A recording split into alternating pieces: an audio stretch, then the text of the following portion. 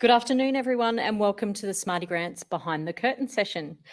To begin, I acknowledge the traditional owners of the land which I'm presenting today, the Wurundjeri land of the Kulin Nation. I also would like to acknowledge the traditional owners of the lands from which all of our delegates are joining us from today. I acknowledge and celebrate their culture and traditions, and I pay my respects to their elders past, present and emerging. I support the Uluru Statement from the Heart and hope to soon see constitutional recognition of our country's First Peoples. For those who were with us yesterday or this morning, welcome back.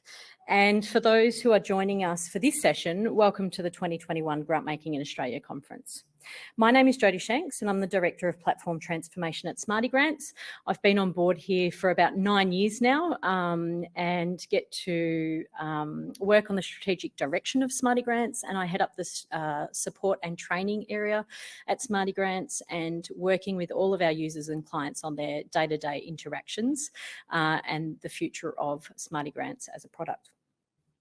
Thank you for joining us. We love these sessions and we hope you do too. We're so pleased to see that the SmartyGrants session is as popular as ever, and it's always a great opportunity to network and hear from you about what's of interest, what's happening for you and your organisations, and this is where the real funding stories are shared and lessons learnt. It's disappointing to be behind a screen today, and there's a whole bunch of cameras and things behind me, so it's a little bit different, and I don't get to see your faces, which is always my favourite part of conferences and musters. But we hope that you take some time to use the hop-in networking functions to make the most of it. There were many familiar names in the chat yesterday and this morning, and it's been great to hear from so many of you. We would love to see the chat and questions continue, so please make sure you get onto the chat to other attendees and ask questions, and also through to us. We'll have plenty of time for questions towards the end of the session, which we'll come back to, so feel free to ask those questions right throughout. A little bit of housekeeping. So if you're tweeting, use the hashtag GrantNerds2021 so we can all follow along, and that's another way we can chat with each other. You can make this screen full size by clicking on the little full screen icon at the bottom of the video window. And regarding our PowerPoints today, in the next few days, all delegates will receive a link to a page on our website. And if you've registered on behalf of others, please pass the link around when you receive it. We'll go as quickly as we can, but please be patient. You'll also receive a link to our conference feedback form, and we're always keen to hear your thoughts on today's session so we can keep on improving. Some of the highlights from today's conference will also be featured in the next edition of Grants Management Intelligence, SmartyGrants membership newsletter, and those of you who are users or members, which hopefully accounts for all of you, will receive that in the next coming weeks. We have people on the help desk through Hopin, so if you have any conference or Hopin related concerns, please just head over there, and you can also email service@smartygrants.com.au. As mentioned, you can ask questions, share your thoughts and experiences all via the chat box, but please try and stick to the sessions chat box as we might miss them if they go to the main stage. We will also be asking poll questions there, and there'll be one up shortly, so check it out and let us know your thoughts now and throughout the session. If you would like to connect with another delegate, you can do this by looking through the People tab and either connecting via connecting via chat. Okay, so that's housekeeping out of the way. For our session today, I am also joined by Kathy Richardson, Executive Director and Chaos Controller at our community, who will be talking all things Outcomes Engine today. I'm also joined by Sarah Barker, our Director of Innovation, who will share thoughts on reporting.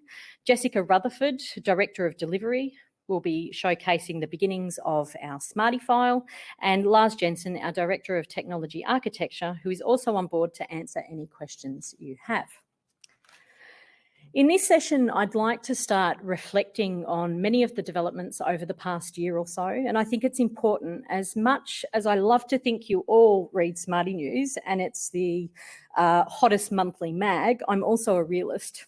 But in all seriousness, Smarty News is how we communicate with you, the important updates to the system that can have great impact on your funding processes and efficiencies. And it always shocks me when I mention a feature and people are shocked it's there and it's been there for a while and they could have been using it. So I do think it's important to revisit some of this. Last year, SmartyGrants turned 11. Over a decade on from the beginnings of SmartyGrants, we're proud that more than 410 government, business and corporate organisations use it to distribute their grants funding. We cherish the relationship we've built with funders and pledge to keep earning that trust in the decades to come. As Dennis Moriarty said yesterday, we're still building. As well as constantly releasing new functionality to ensure SmartyGrants helps users achieve maximum efficiency, we're also focusing on how we can help grant makers become more effective. This involves a focus on outcomes, classification, data science, and the use of visual tools. We also turn to making life much more efficient and effective for organisations applying for grants. And we're excited by what's to come and excited to share a look behind the curtain today into some of these developments. So let me start by taking you through some improvements that are in the system now for you to use. So quite some time ago, we made some improvements to the stage view. So by clicking on the stage name, you will now see a stage summary, which displays tasks created for applications within the stage and a view by task assignees, task completion status and more. A task summary widget displays overdue tasks as well as those due this week, next week and beyond. So this can be super helpful. For example, when you're running assessments, viewing tasks by assignees is a very quick way to see where you're at with your assessment rather than going through to your task tab and adding filters and so forth. So the tasks we've also made a few improvements for too. You have the ability to trigger tasks based on when applications enter a stage or when a form is submitted. But now we've allowed for multiple forms to be selected as a trigger, with the ability to select whether it's any of the form set is submitted or when all of the form set is submitted. And we've also added some additional options for sending notification emails to task assignees. And these include send email now, send in daily batch, or do not send email. Filtering is the other thing we've made quite a number of improvements to. We've made multiple improvements to filters and search with the ability to drag and drop columns in the application filter list. We've added additional columns also available to that filter list that you can now add. So a really popular one was the total, or a couple was the total amount requested and the total amount allocated. And we've also added some nifty little search boxes throughout further filters. So allowing you to type and search what you're looking for rather than scrolling on stages and forms, for example. And what many people were after was a quick way to simply download a snapshot of the application filter set rather than having to run a report template. So with all of the columns available in the report from your filter page, you can download the full application list or you can download it with the filters applied. And for unsubmitted applications, which is always helpful when applicants are looking for extensions, we've also added in last updated time and date.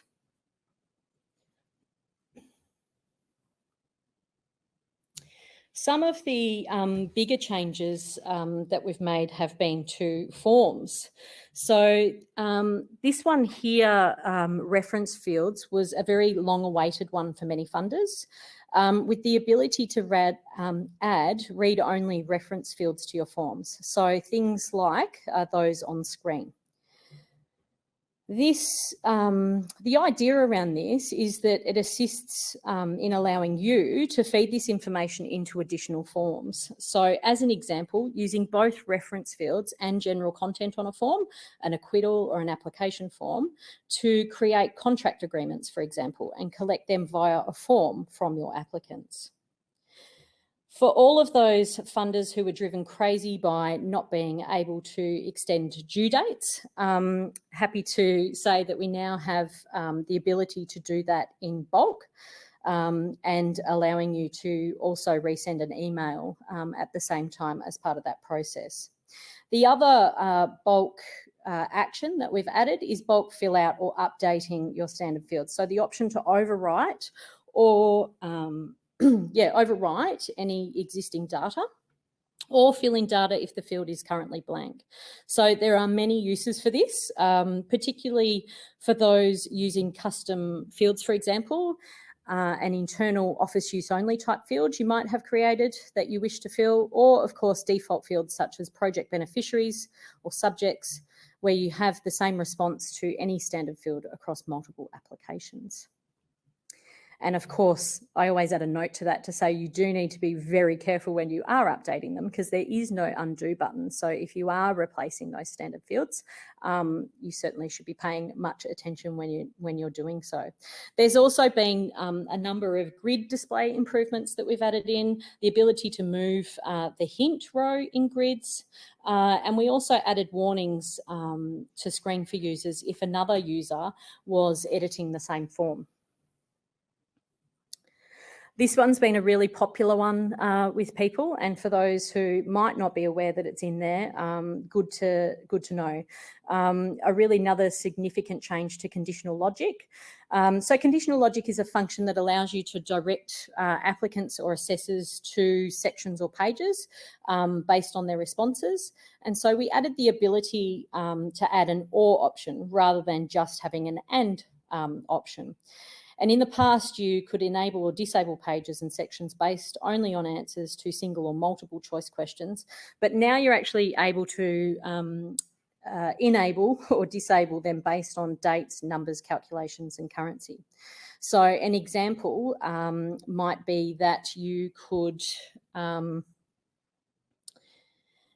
base your logic on total amount requested or total project cost being greater than or less than or equal to an amount you specify, or a project start or end date outside of those parameters, or a calculation result being more than a number that you specify.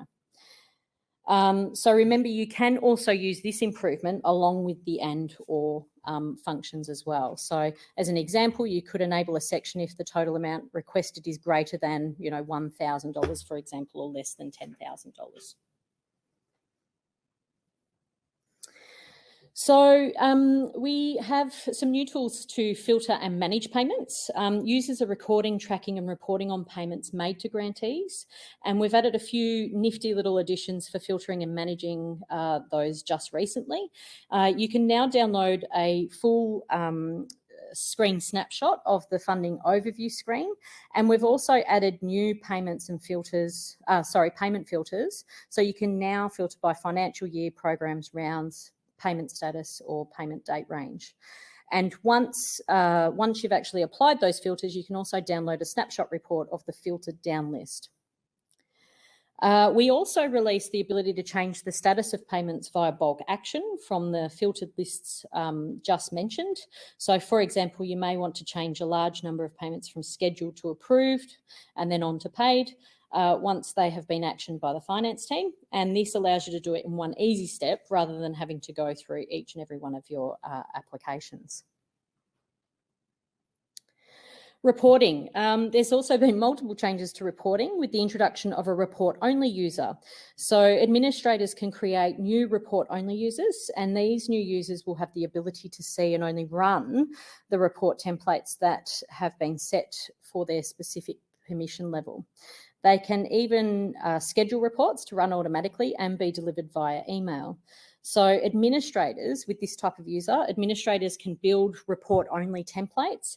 And so as an administrator, you can specify data fields that you only want those users to be able to see, and that's all they can see and do. The other couple of smaller changes was that we've increased inline editing in spots throughout the system, including programs and template settings for less button pushes. And we've also added created by and updated by information to templates, of course, making it easier to track in your team who's been working on which template and how up to date they are.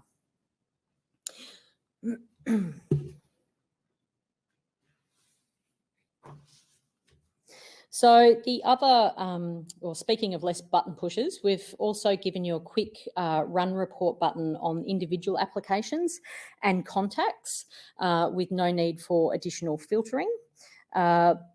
but it allows you to select and run it using an existing template that you might have set up in reporting.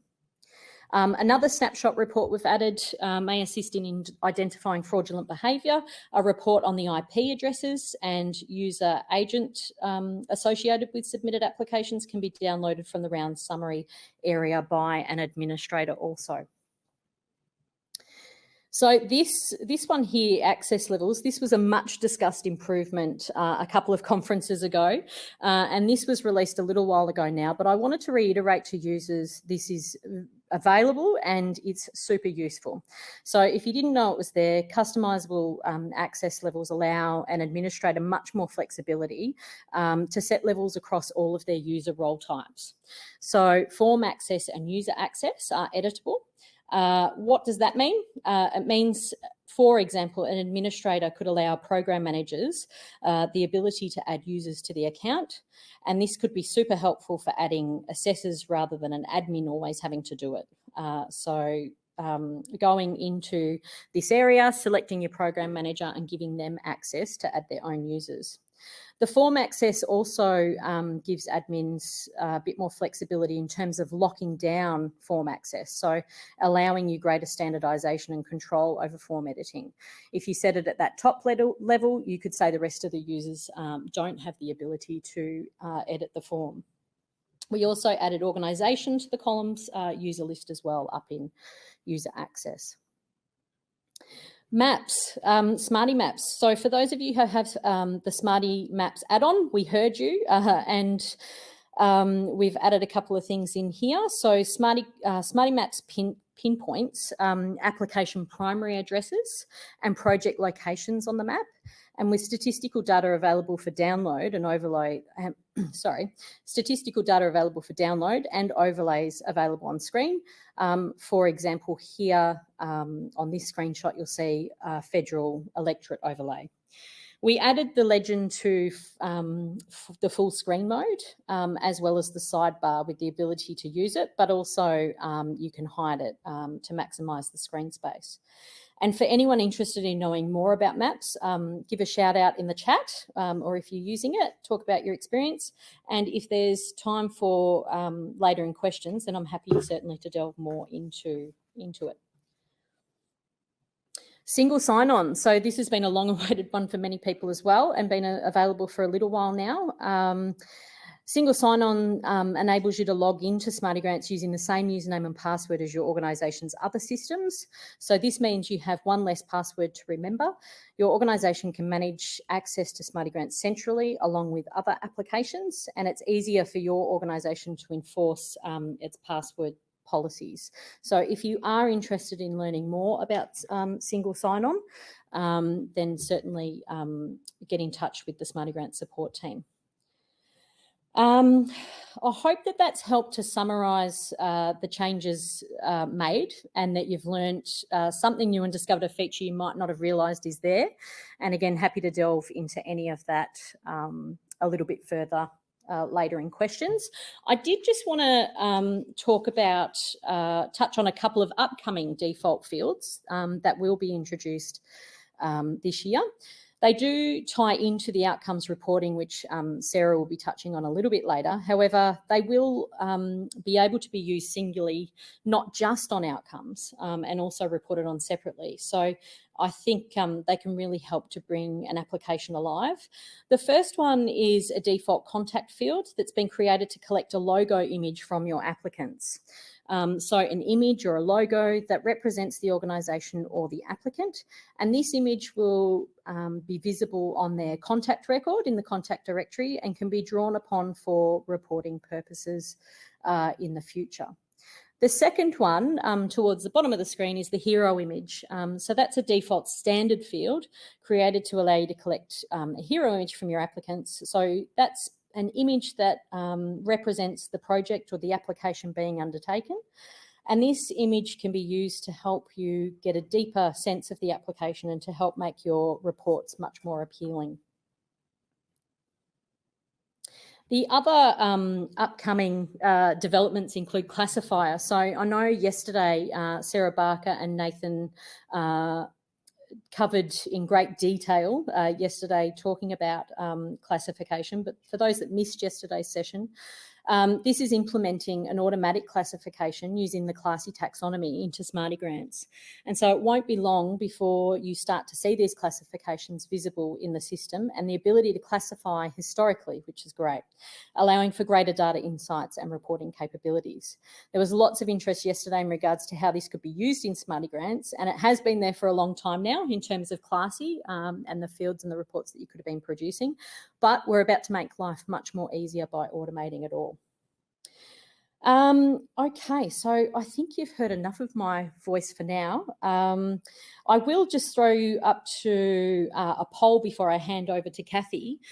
So just in your chat section up the top, you'll see a poll button there, and we've just thrown a poll in there about what has been your favourite addition to SmartyGrants in the past year. We'd love to know.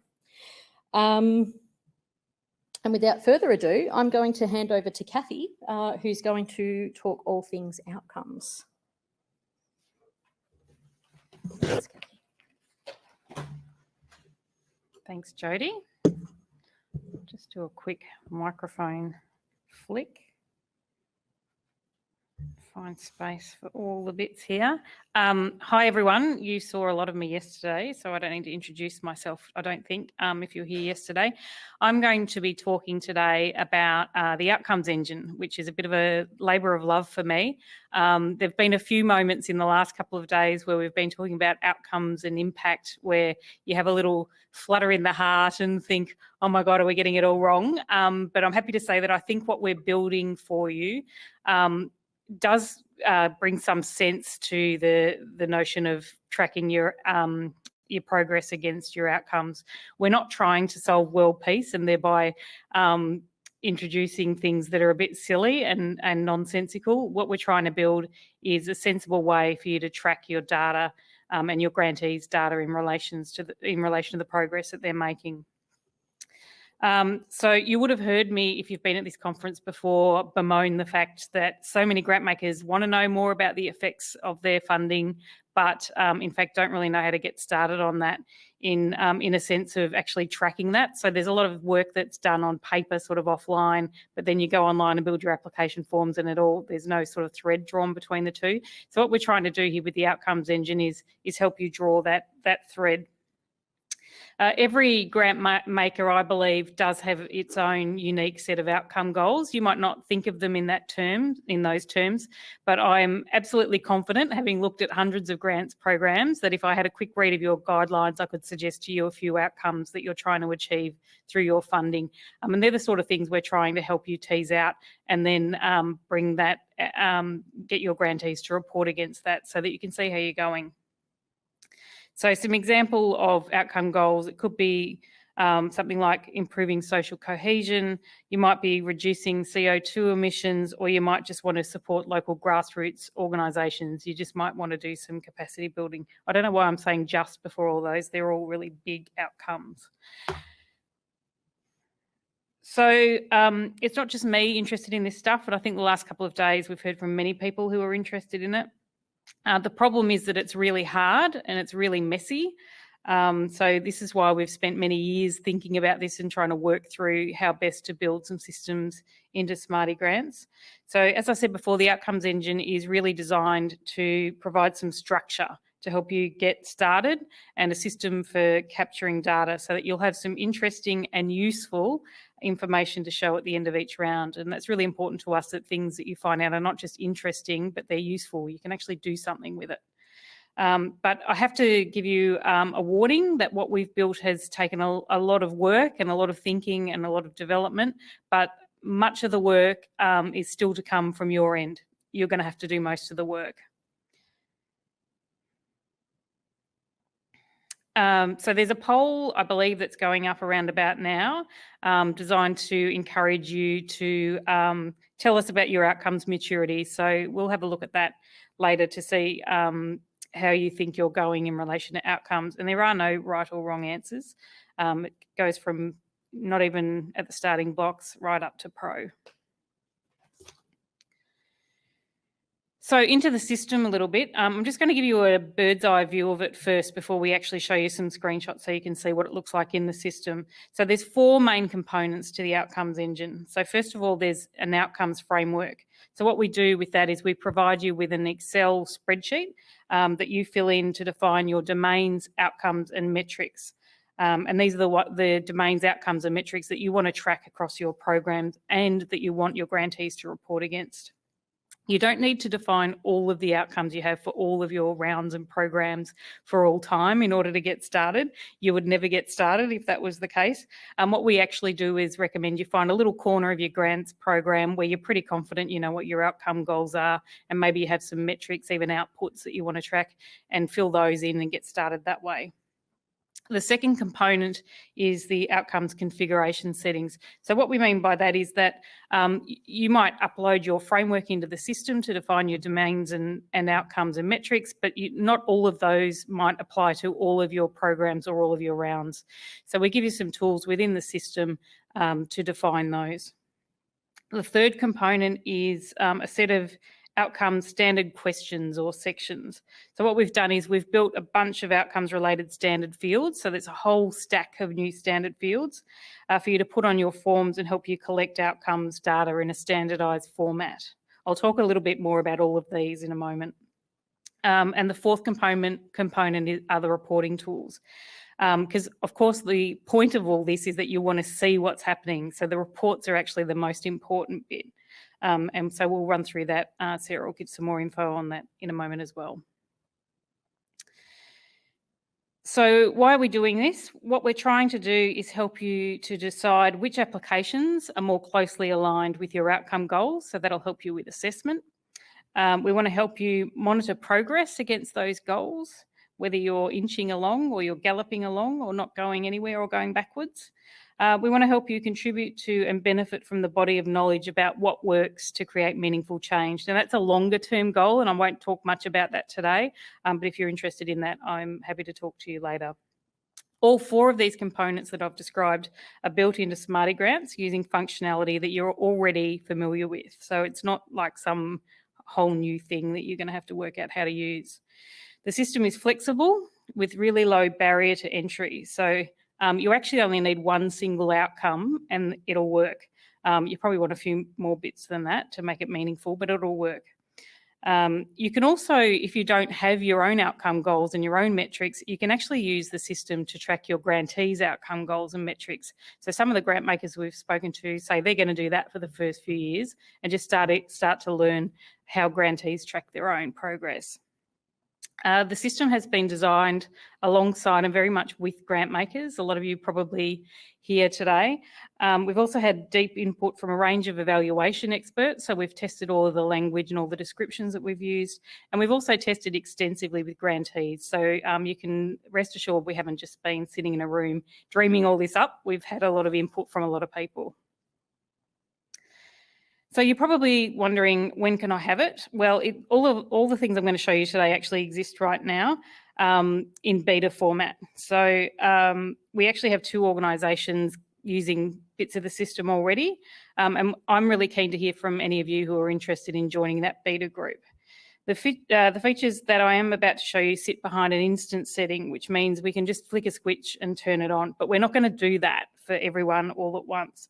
And that's because this is a little bit harder to use. There's some real tricks in the system that you really need to be across before you start using it, and it's really easy to stuff it up. So you can also sort of unleash a bit of hell for your grantees if you don't do things in the right order and the right way. We're also, to be completely honest, still learning how to roll this out as well because of all these tricks in the system. So we're going sort of slowly at the start, one by one, just working one-on-one with grant makers to roll them into the system. This is very much a beta release. We know there's gaps. We think we know where most of the gaps are, but there's probably some unknowns as well. So we want people using the system and telling us which bits work, which don't, and what we need to build next. This is the simple theory of how we get you started on the Outcomes Engine. So we have a one-on-one demo, so that helps us assess where you're at and explain to you the bits of the system. Number 2 is you fill in the framework. Then we turn on the Outcomes Engine, you upload your framework, you build or rebuild your forms to get those outcomes fields into your forms, you open your round, and we're done. We're in paradise. The data starts flowing in and everyone knows what they're doing.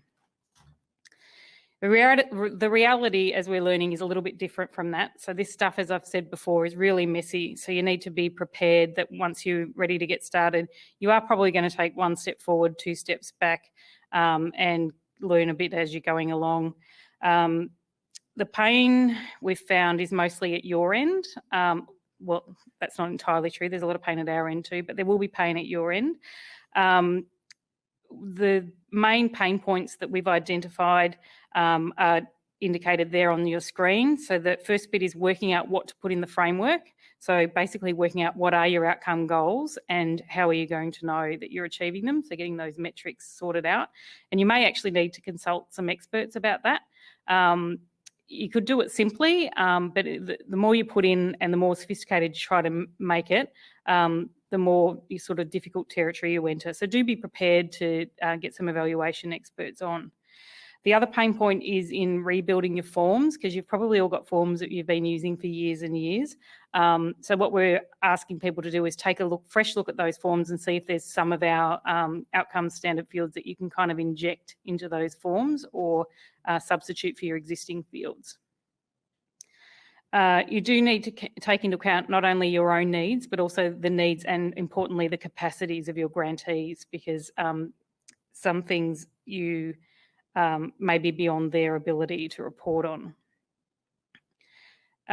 So what we've found as well, I wanted to point out, is that we've noticed very much so that people are often enthusiastic about outcomes, and then things get busy for one reason or another, you know, a pandemic or a bushfire, or, you know, there's millions of things that can land on you, and then outcomes gets put on the back burner. So that's why I say there's often a bit of a start, stop, start, stop. If you put someone in charge of being your outcomes champion in your organisation, we've found that really helps you to keep that momentum going. Okay, so I'm going to try and show you a little bit about how it works in the system. I apologise, this is a little rushed. Usually I do a 1 hour sort of presentation, and I'm happy to do that with many of you after this. But so this is going to be quite a bird's eye view of the system. So here you can see that I've logged into my account and I've clicked into the settings area. So you'll see that there's a new option there called Outcomes Framework. So that's where I've circled it there. That doesn't exist in any of your accounts other than a couple now, but when we turn on that instance setting, there it is. So here I've clicked on the outcome setting link, and this is what I see if I'm coming into this area for the first time. So I've got no outcomes frameworks.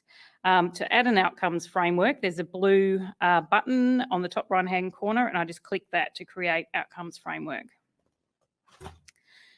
So this is what I see when I click that. I get this pop-up, and here I can name my framework and give it a description. But in this case, I'm starting from scratch, so I need to download the template.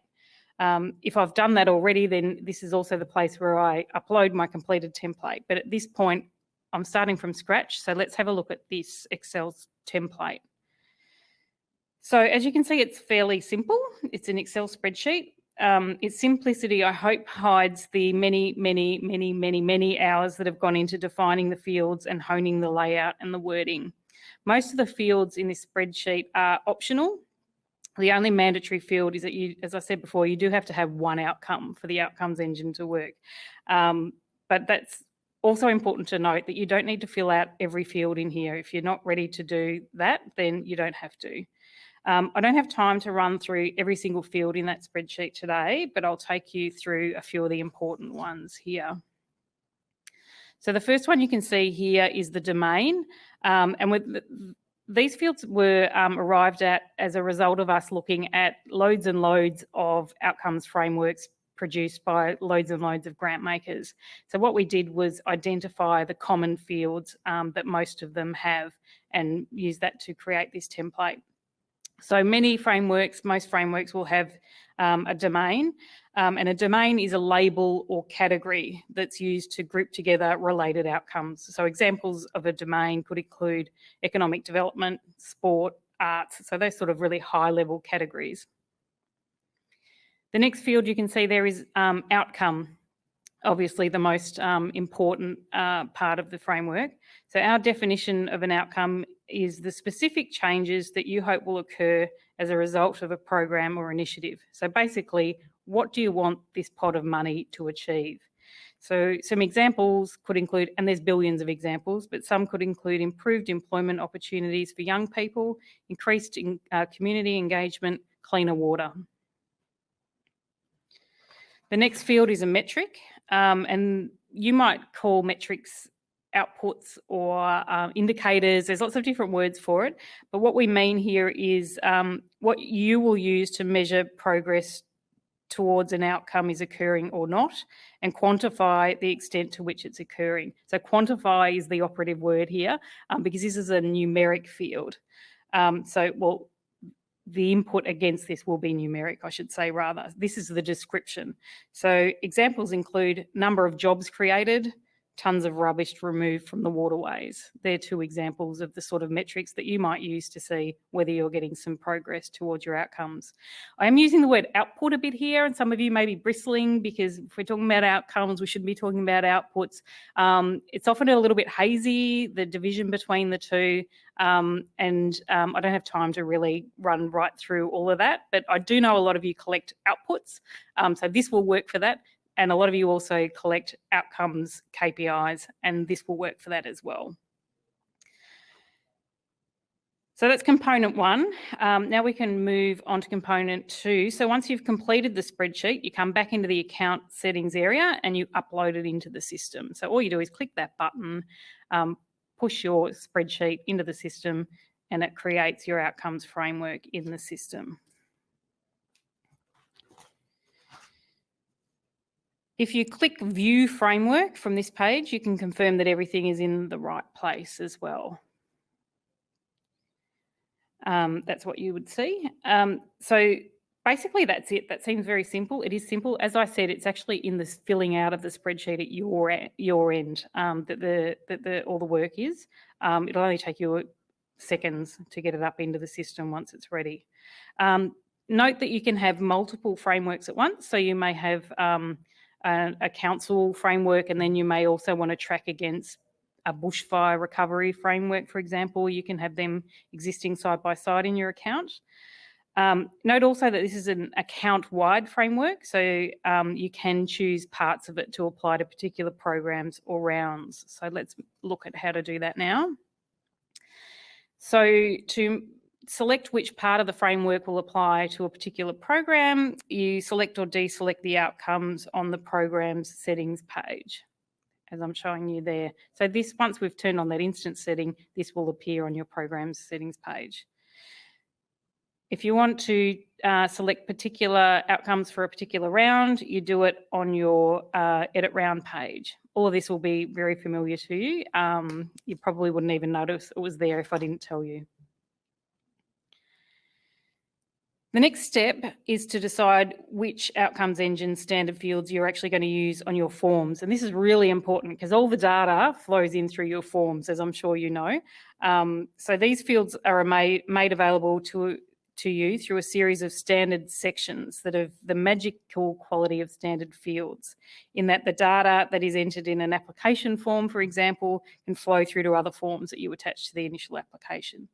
You can use standard sections for other things as well, and Jodie might be able to explain more about that later if we have time. Today I'm just going to be concentrating on the Outcomes Engine default standard sections. I also should mention that I'm the least technical member of the team here today, so some of my language will be untechnical. If you need some technical explanations, we've got loads of people here who can help you with that.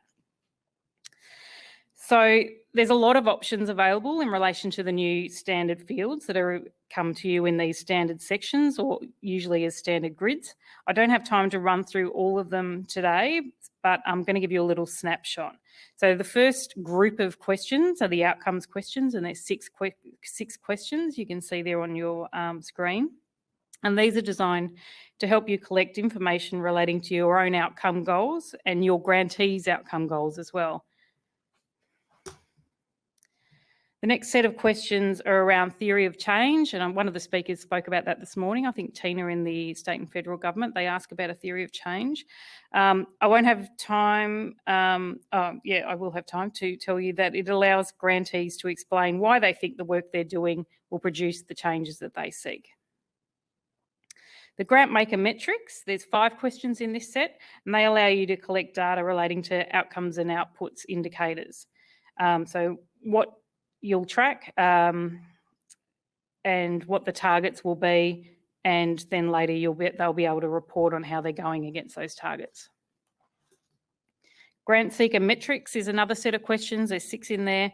It's pretty much the same as the grant maker metrics, except this time this is about asking your grantees, well, what do you use to track your progress?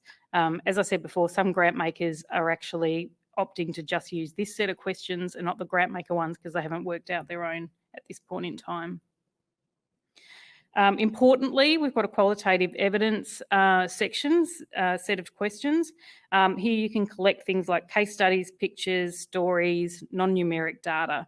And if those of you who heard Chuck speak yesterday, I think this is where you'd start collecting the stories about how those one-on-one musical performances affected people. Activities, there are 7 questions in this set. These provide a lot of the context around the outcomes, so what the grantees are actually doing to produce these outcomes. I think this is really important context to have. We also have a set of questions around milestones. These provide information on the administrative steps the grantee expects to pass through. So maybe they're going to recruit, they're going to evaluate, etc. And the last set of questions are unintended outcomes, and these are really designed for acquittal forms. So what you would do with these is collect information on the things that happened that the grantee didn't expect to happen at the start and that perhaps weren't things that they wanted to happen. So a few important notes on these fields. As I mentioned before, if an applicant enters data on one form, for example, a target for a metric, so say, for example, they'll say, we will create 400 jobs, then that data will flow through to subsequent forms so they can then report on their progress. If you use these fields on your form, you can, of course, set your own validation rules. For example, you might want to allow them to update their target on a progress form, or you might want that to be read-only. You might want to make it compulsory. You might want to set the word limit. All of that can be done. You can make certain fields compulsory, as I just said, if you want. You can move the order of the questions if you want. You can add additional fields if you like. Each section, though, comes with some default text. So we've done a lot of work to, for example, provide a template explanation of what is an outcome. So if you put that grid on your form, you'll get that explanation text to come with it. But you can change it. You can call it whatever you like. You might use impact rather than outcome. You might throw out our text entirely. We don't mind. We won't be offended. It's just to get you started. A very important note, you don't have to use all fields. And in fact, you should not use all fields. You should only use the fields that are relevant to your needs and that your grantees have the ability to report against. If you are providing a $1,000 grant for volunteers, I strongly suggest you don't ask them about their theory of change. One more important note, some fields are designed to go on application forms and some are designed to go on progress or final reports. Some of them will appear on both, of course. So for example here, the target question that I've highlighted there, you'd expect to see in an application form. Say it's the grantee's target number of jobs created, for example, and a progress field is obviously designed for a progress report. So when you build your form, you decide which fields on the grid should appear, but we do provide you with some guidance notes so that you don't get tripped up on that. A couple of these fields have additional magical qualities. The grant maker outcome field pulls data from your outcomes framework, filtered according to those settings that you twiddled on your program and round pages to create a choice list for grantees. So that's linked to that Excel spreadsheet that you uploaded. Well, it's no longer a link to the spreadsheet because the spreadsheet data is in the system. The grant maker metric field also pulls data from your outcomes framework. So when you change the framework, you change the choice list that grantees see. So I'm now in grantee fill out form mode. So I'm a grantee that's come in here to fill in an application form, and here's that grant maker outcome choice list, how it appears to me there. You can't see it there because this is not a live example, but the grantee can actually search in that box as well. If you use Classy, it works a little bit like the Classy boxes. And this is how the grant maker metric appears on the grantee form once they're in fill out mode. So in this case, it shows the domain and the metric, or the metrics that you can choose from. So now I'm showing you the same grid on an acquittal form. The grant maker has included some of the same questions from the application form on this form, and then a few new ones as well. So you can see there that progress has been added now, and a field saying describe the progress that you've made. So at the time of the application in this example, the applicant has filled in their outcome goal. So they've said they're going to foster creativity. They've chosen the grant maker goal that links to increased participation in arts and culture. So that's the grant maker's outcome. The grant maker on this form has set these as read-only fields on the acquittal form. So they're set. So the grantee is now asked to categorise their progress. So have they made a positive shift, no shift, negative shift, don't know. And they've also got a text field there to describe the progress that they've made. And this is a similar thing, the metrics grid on the acquittal form. Again, some of the same questions and some new ones. The grantee in the application has said they're going to track the number of local artists supported. You can see that there in the first column. And they've set an actually rather optimistic target of 400 artists they're going to support. These are read-only fields once they come to the acquittal form, according to the grant maker's settings. Now the grantee is being asked to report on their progress. And you can see there that they've actually only achieved 52 at this point. So the grant maker in this example is also showing them the collection method that they identified in the application and their explanatory notes, but they've actually set this as editable. So they're allowing the grantee to update those details. Okay, so you've got your framework, you've configured your outcomes for your program and rounds, and you've set up your forms. So now you've got all the data fields that you need in order to collect information about the progress that your grantees are making towards their goals, and also how that is contributing to you achieving your goals, your outcome goals. So that brings me to the last piece of the puzzle, which is the reports. So to talk about that, I'm going to hand over now to my colleague, Sarah Barker. And while I'm handing over to Sarah, there's another poll that I believe is appearing in your hop-in. The question is, are you keen to use SmartyGrants to track outcomes? I hope the answer to at least some of you is yes. If it is, please get in touch. I've left my email address there, or you can also contact the service team and let them know you're keen to find out more. So with that, I'm going to hand over to Sarah.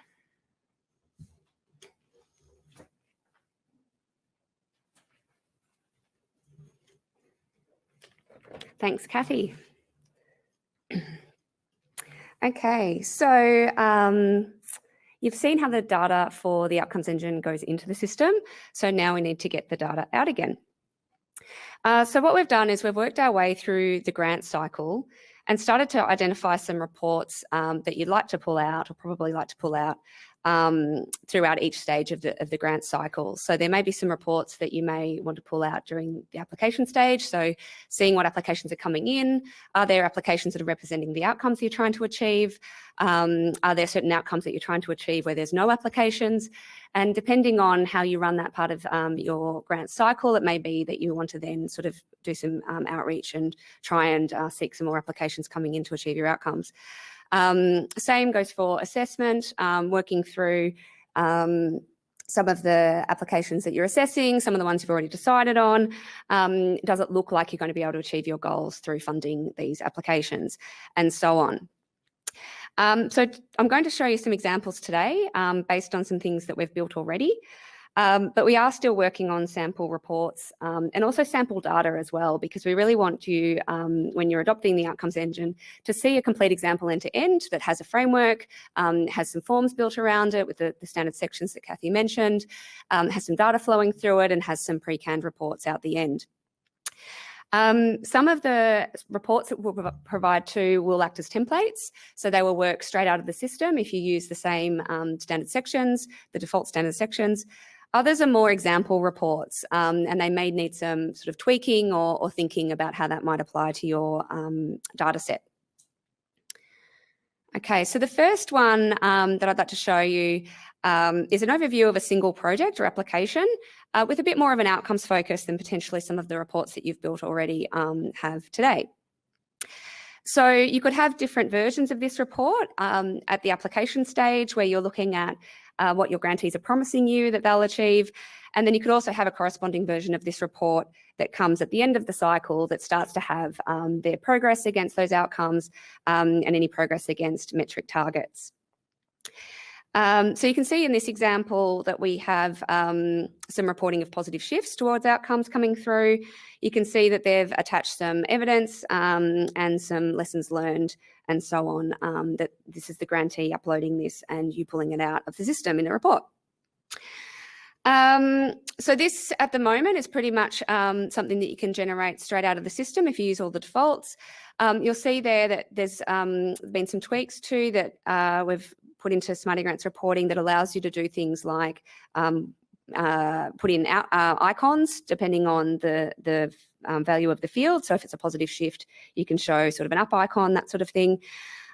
We've also put some smarts in reporting that lets you hide blank fields. So if some of the fields are optional that you're collecting from your grantees and they haven't filled it in, you don't get slabs of empty sort of space coming through in your reports. There's some smarts there where you can hide any blank fields.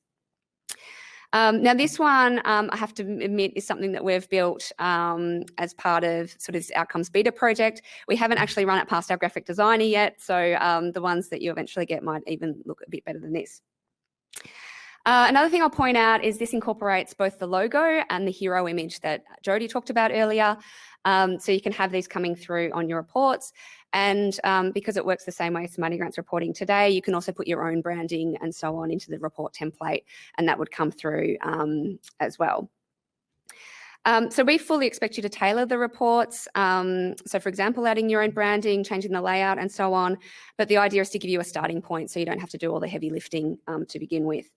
And as Kathy mentioned, you may not use all of the fields in the Outcomes Engine as well. So you could get this template, cut out all the bits that you don't want to use, and then you have something that's a good starting point for you. Okay, so the next one I'll show you is more of an aggregate view. So this might be across your program or your round. This one, you can see that you're starting to get some progress against your targets. So this is metrics data that's been collected from your grantees. Again, this is one that would come sort of straight out of the box if you use all of the standard fields. And it does a rollout by domain and by outcome, and then all the metrics sitting under that. You can then see an aggregate set of targets across all of the information that your grantees have filled in. This one assumes that you're getting some progress reports coming in, or maybe your acquittals are coming in over time, and you can start to see the aggregate progress against those targets. So this may or may not be something of interest to you. If it depends on the nature of your grant, I guess, whether these sort of aggregate figures of progress and against your targets is relevant to you. But again, there is those capabilities to aggregate the data that comes out. So this is using the existing SmartyGrants reporting functionality using Excel templates. Okay, and if you had additional fields that you were bringing into your outcomes sort of sections, or for example, categorization of certain initiatives, those sorts of things, then you would need to extend these reports to think about how you incorporate those extra fields and how they might affect your aggregation. So because these templates are built in Excel, you can also include charts in your reports. Here's two examples based on, I'll just flick back, based on two of the metrics that we've pulled out of here around people participating in training programs, people under 30, people over 30. You may not want to see all of the results in aggregate like this. You may want to break it down and show specific views for specific metrics. So here's 2 examples, and the first one on the left really shows a side-by-side view, looking at both targets and progress for those metrics. And then the second one on the right is if you're really only interested in the result. So you really just want to understand, how many people actually benefited from your funding, and you wanted to look at the under 30s and over 30s, together. So these types of views are not something we can create as standard templates, because it really comes down to how you want to report on those specific metrics. But what we plan to do is provide lots of example reports with a data set and some help sheets that explain how you can create these sorts of reports based on the different types of metrics you might expect to be collecting. Okay, so I'm going to cast the net a bit wider now and talk about reporting, not just in an outcomes context, but a few things that we're seeing our customers do around reporting more generally. So the first thing I'm going to talk about is Power BI. So those of you that were in Jeremy's session this morning, in the local government session, he talked through how City of Sydney have used Power BI to create dashboards and reports so they can monitor their grant programs. We are seeing increased demand for using Power BI. A lot of you have Microsoft 365 subscriptions, and Power BI comes with that, a lot of those subscriptions. If you're not familiar with it, it's a leading BI and analytics tool from Microsoft. And several SmartyGrants users are using Power BI already. In fact, Jeremy, I think 2 years ago at the conference, got excited and ran up to me and showed me their reports coming through to his mobile phone using Power BI.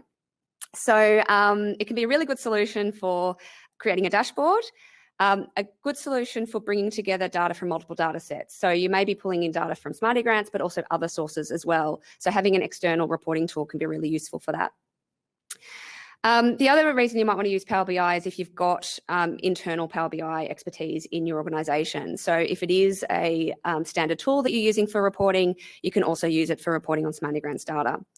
And if you don't have in-house expertise, there are consultancies that do that kind of work. There are licensing implications. So, for example, our community has a Microsoft 365 subscription. It allows us to use Power BI, but if I want to share those reports with other users, they have to have an additional license to view those. But it can still be a cost-effective solution for you, depending on the number of people that you're sharing reports with. So since we knew a lot of customers were using Power BI, we've gone and done some work to recreate the approach for integrating Power BI with SmartyGrants. So broadly speaking, there's 2 approaches to doing this, and we've written up a guide for each of these approaches. We consider these guides in beta as well. I have shared them with quite a few customers already, and if you are interested in viewing these guides, please do reach out. I can share them with you, and we're really interested in any feedback as you work to set this up. So the first approach uses Microsoft 365. It's a no-code approach, but it does let you pull in data from SmartyGrants and get it to your mobile. You can also view it on your desktop, or you can actually share reports with the public as well, depending on how you've set up Power BI. So I'm going to talk you through the first approach. This is quite a technical slide, but it's really just to give you a bit of an indication of how it works. It only takes a couple of hours to set up, and the guide steps you through how to do that. And it is a no-code approach. You don't need to do any coding to get this working. You're really leveraging Microsoft 365's workflow to do this. So effectively, you set up a scheduled report in SmartyGrants, and that emails to your email. So a lot of you might be using scheduled reports in SmartyGrants already and getting those reports through to your email on a regular basis. What you can do is you can use a tool from Microsoft called Power Automate, and effectively you set up some rules, some workflow that says, for any email that comes into my mailbox with these characteristics, I want you to copy it into OneDrive or SharePoint for me in a particular folder. And then once that's in that folder, then Power BI can use that as a data source. So this can be a really effective and quite easy way within a couple of hours to set this up if you have the appropriate licenses for then Power BI to start reporting on that data. You do need to think about things like security. So who has access to that OneDrive folder and who you want to share that data with or restrict it from. Okay, so the second approach, I'll mention two, of course, once it's in Power BI, you can then decide how you're publishing that and sharing that. Is it on your mobile? Is it on desktop? Is it with the public? Okay, so the second approach, and there's a guide for this as well, and along with the guide actually comes with an example Power BI workbook as well. I call it the connector workbook because all it really shows you is how to connect to the SmartyGrants APIs and get that working. It's a very, very limited example just to get that connection working and demonstrate how it comes together. So this one takes about, actually I'll go back a step. This one takes about half an hour to test out. So you can get the example workbook, you can upload it into Power BI and you can test it out pretty quickly. And then the guide actually goes on to talk about how you can recreate that workbook from scratch. So that's probably for someone a little bit more technical because there is some coding involved in there to get the connection working properly. So effectively, this works with SmartyGrants with APIs turned on. That is an add-on for SmartyGrants. And then Power BI can actually connect to SmartyGrants via that API directly. Okay, and from there you can view things on your mobile, on desktop, or in the public.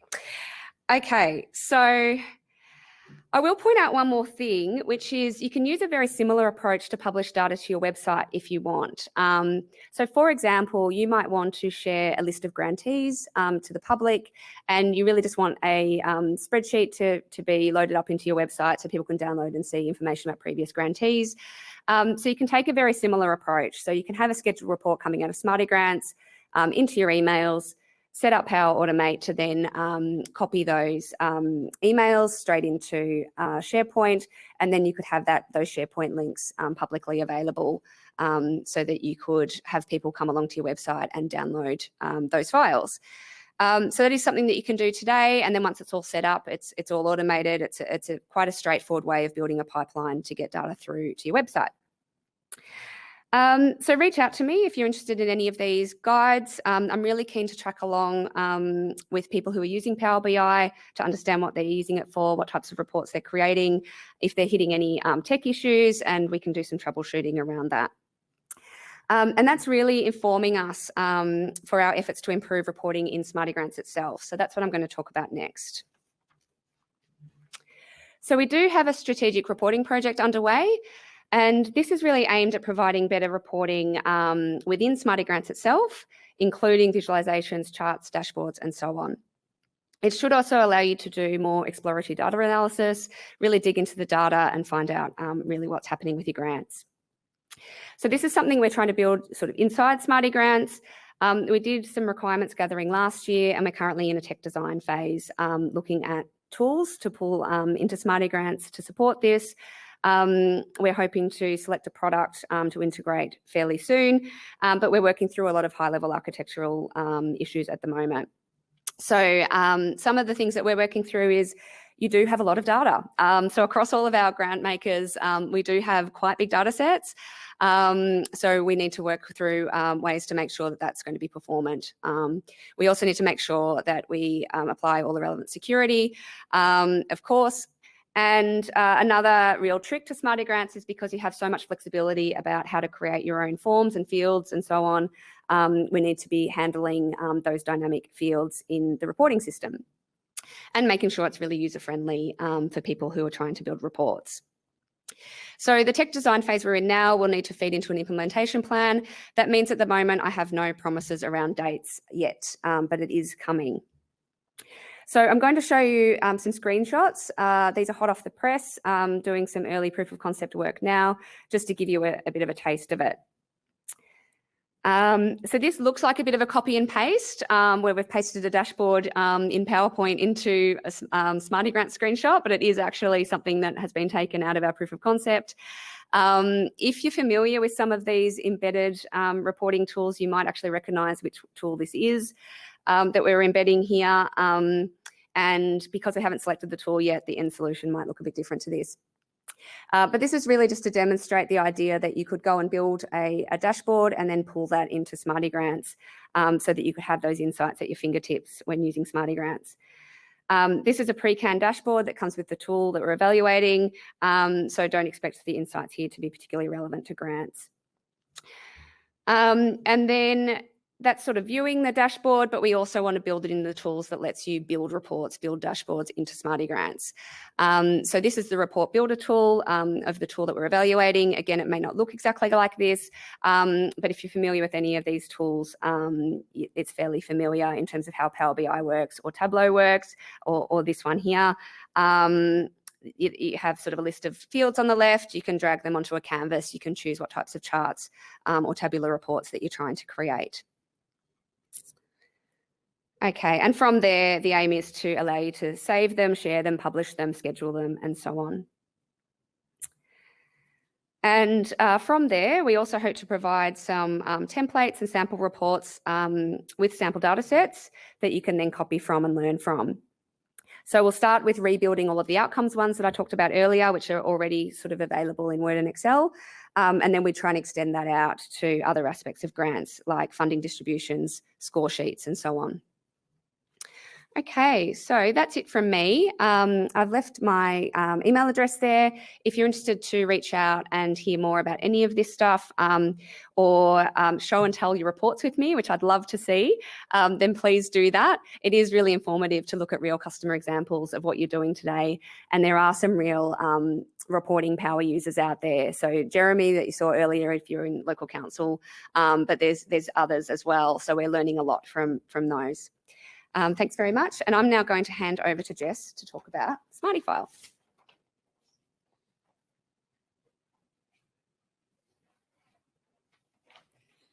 All right. Hello, everybody. I'm really excited to be here today to show you something that I think is really quite exciting. You may have heard us talk about this thing over the past little while, and I'm really excited to be able to show it to you for the first time today. So we're here to talk about SmartyFile. So what exactly is SmartyFile for those people who haven't heard about it in the past? So I realise I'm talking to an audience largely of grant makers, but SmartyFile is actually really centred around the grant seekers. So it's a central place for not-for-profits and organisations to be able to share and store key information. It allows multiple users to join together to form an organisation and then share that information. Grantees, people seeking grants, are able to manage multiple grant applications in one place, see them all together. They're also able to, and this is the really exciting bit, collaborate on applications. So no more sharing passwords because we don't do that.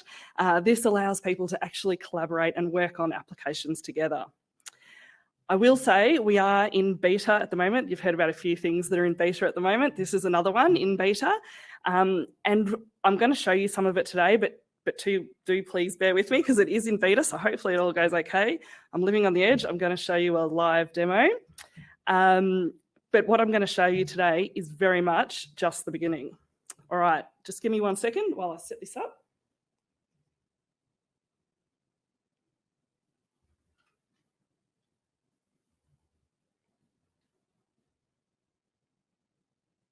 All right.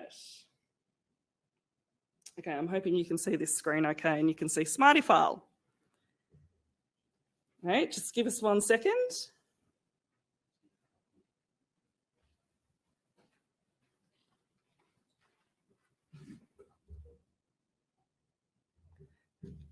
Wasn't going to go entirely without a hitch. That's okay.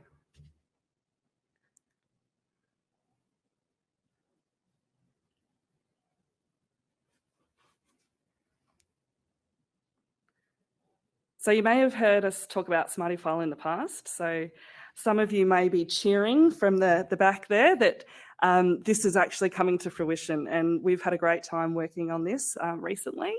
And so I know that some of you will be very eager to see what we've been up to. And this really is just the beginning. I'm going to show you some of the beginnings of what we're doing. But it is going to continue to grow. Much like SmartyGrants has grown over 11 years, SmartyFile will continue to grow over time as well. Alrighty, I think we're nearly cooking with gas. Excellent. Okay, great. So everyone can see SmartyFile now? I think so. Fantastic. All right, I am going to log in here. I'm hoping my phone is here. Yes, my phone is here. All right, you'll see why in a second. All right, so I am going to sign in to SmartyFile. Yep.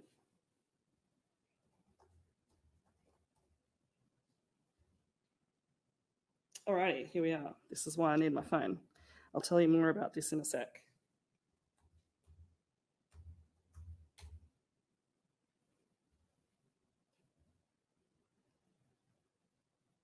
All right, here we are in SmartyFile.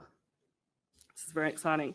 All right, so what we can see here is a list of multiple organisations that I'm a member of. I logged in as myself. We can see all my organisations here.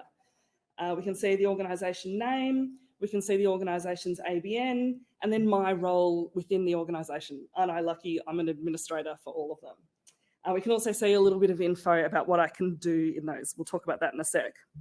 All right, so I mentioned that SmartyFile is a great place for people to create orgs. So how do you do that? All right, let me show you. I'm going to hit this blue button saying new organisation and create an organisation. I'm going to pop in an ABN. So on the previous screen, you might have seen I had a couple of playgroup organisations. I've got another playgroup that I'm also involved in, and I'm going to set them up too.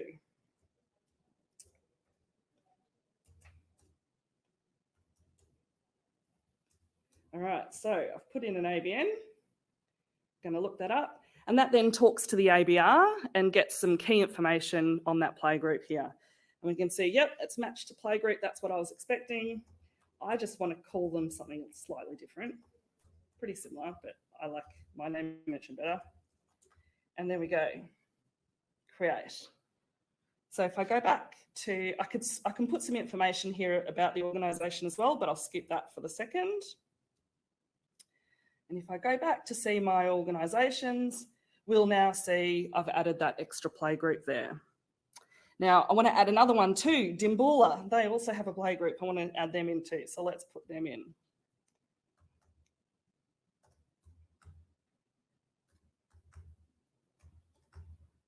All right. Now, this has given me a warning here. What this is telling me is that there is already a SmartyFile organisation that has been created for Dimboola Playgroup. So if I could press this button down the bottom here called Join, and that will actually send off a workflow to the Dimboola Playgroup organisation and request for me to join that organisation because it already exists. All right, so I won't do that just now. But we'll go back to my organisations, and now I'm going to drill in a bit more to one of the organisations that I'm involved with, our community. All right, so if I come into here, in this grey box here, we can see some information that is coming back from the ABR. That's some key information about our community.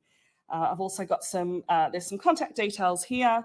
I can edit these contact details. I can put more email addresses, more websites, phone numbers, those sorts of things. I can put them in there and save that. I won't do that at this moment. I can also store a mission statement in there if I wanted to. All right. Next, what we might be able to want to see is who are going to be the members of this organisation. Who are the people in the organisation? So I can come over here to the Users tab, and we can see that I've got 4 people within this organisation. I can see their name and their email address, the date that they joined my organisation, and also their role within the organisation. So let's dive into Anna, and we'll have a bit of a look at her as a user in this organisation. So I have previously set Anna up as an author. So I'm an administrator within this organisation. As an administrator, I'm kind of able to do everything, which is pretty handy. Authors, on the other hand, are able to do most things. So they can view the organisation profile. They just can't edit the profile. We've restricted that down to administrators. Contributors also, they're really important in an organisation so that they can contribute to various applications that you might have.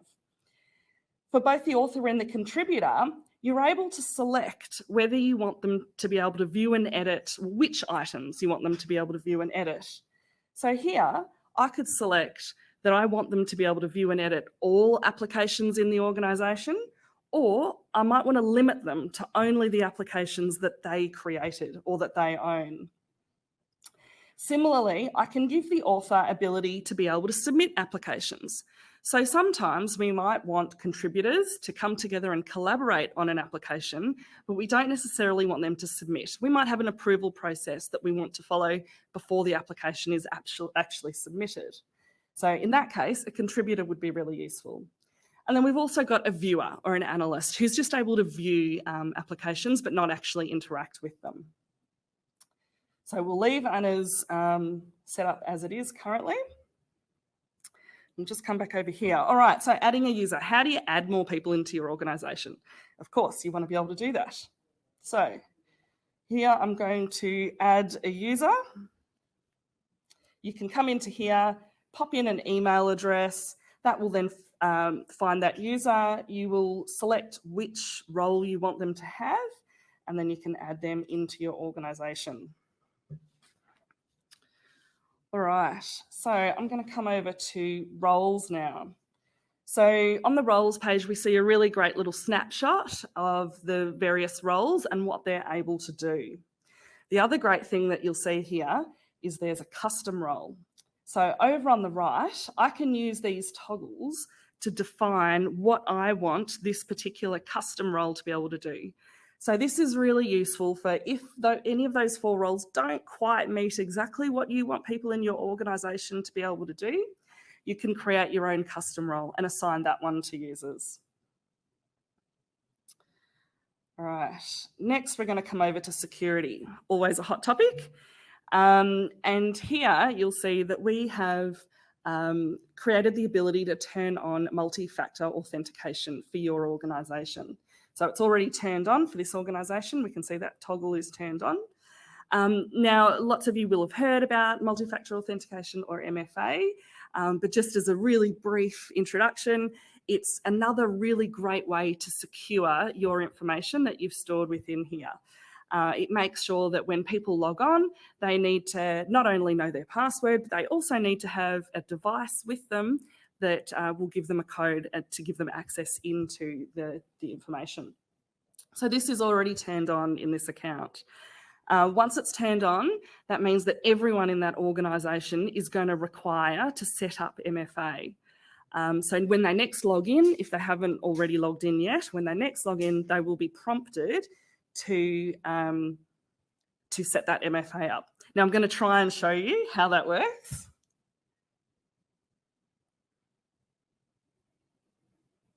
All right, can you see this new browser screen okay?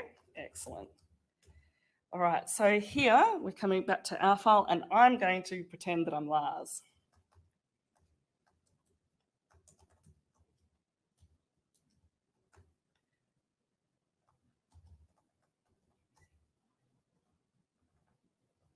All right, and I just need to fix up this address here. There we go. All right, so now I'm going to sign in as Lars. No, I've typed something wrong. I sure got my S and J the wrong way. There we go. All right. Clearly, I don't type Lars's username and password terribly often, which is good. And it's not Lars's password, so don't worry. He hasn't shared his password with me. All right, so this is the first time Lars has signed in. And well, I've manufactured it so that it's the first time that he's signed in. And here it's asking him to set up MFA. So we're all quite used to QR codes now, I think. So Lars would be able to pop out his phone, take a photo of that QR code that will direct him to his Authenticator app if he's already got one installed. If he doesn't have an Authenticator app, he'll be able to download and install that app. It all works very smoothly, and then it gives you a 6-digit code which you pop into there, press activate, and then Lars will be into SmartyFile. Now, it's worth noting that once he sets up that MFA, that key that's created by his Authenticator app, that will work for all SmartyGrants applicant sites that he needs to log into. So whenever he goes to log into a SmartyGrants applicant site or to SmartyFile, it will prompt him for that 6-digit code that he'll get from his Authenticator app. All right, so All right, now I'll just pop out of this. I'll pop back to my own profile. Here we go. So we're back to SmartyFile, hopefully on a white screen. All right, so the other thing about MFA is sometimes people do lose their phone or have to uninstall the app or get a new phone if they're lucky enough. Various reasons, sometimes people will need their MFA set. So we've tried So we've tried to make it really easy so that people within the administrators within the organisation are able to reset that MFA. So how we do that is we'd go over into users, we'd find the user that needs their MFA reset. So let's say maybe it's Anna, and we can see down here, I can click this link to reset their device. So what that will do is that will send an email to Anna asking her to reset up MFA. So when she next logs in, she'll be able to reset up that MFA again. All right, so in a nutshell, that's what we have in SmartyFile. So it's this great place where we can create organisations, join users together, set what they're able to do within that organisation, and have them set up MFA. So where it gets really exciting though is how that links in with SmartyGrants. So you may have noticed this button up the top right, big blue button saying My Submissions. So we're going to click that. Now with the beauty of single sign-on, this takes me straight over to a SmartyGrants applicant site and logs me straight in. So I'm already logged in. I don't have to log in again, which is great. This is just a SmartyGrants trial template. So this looks like a very vanilla, out-of-the-box SmartyGrants instance, if you like. All right, so what am I seeing here? I'm seeing a list of all of my submissions. Some of you might already be familiar with the My Submissions page on a SmartyGrants applicant site. So this is somewhat similar, but revamped. So there's a bunch of pretty exciting things that we can do here. All right, so here I'm seeing all the applications that I, Jessica, because I'm logged in as Jessica, that I have access to.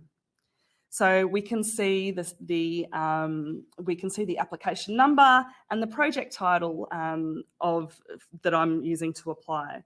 Also the grant round that I've applied to, the fact that the application is owned by me. I can see that this one here is in progress. It's got a little icon to tell me that it's in progress.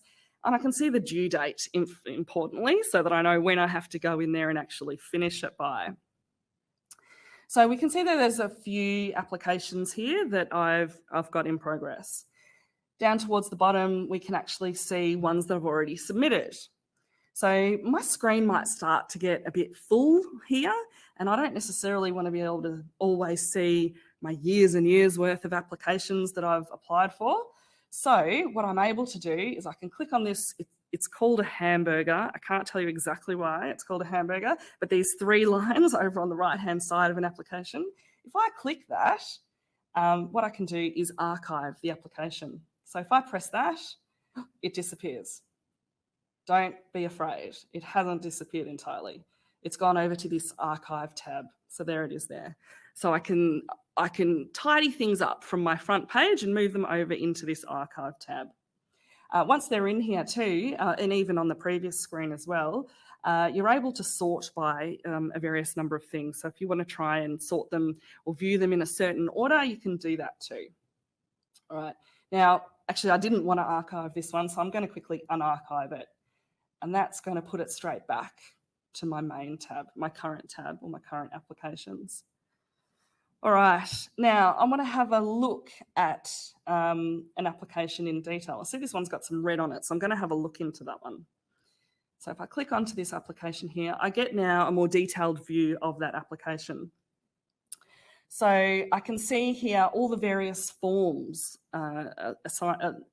related to that application. So this first one here, we can see the grant application form. That was originally submitted, it was submitted by Anna actually, on the 17th of March, and she requested $10,000. And I can see by this green tick over on the right that that has been successfully submitted. I could also click this little icon here, which will bring up a PDF of the submission. So if I wanted to see what did the application actually say, I can bring that up. That's much like the PDF that you can already see in the applicant site. All right, but then I can see that there's some additional forms here. So what are they? We've got an interim acquittal report, we've got a final acquittal, and then we've also got a feedback form.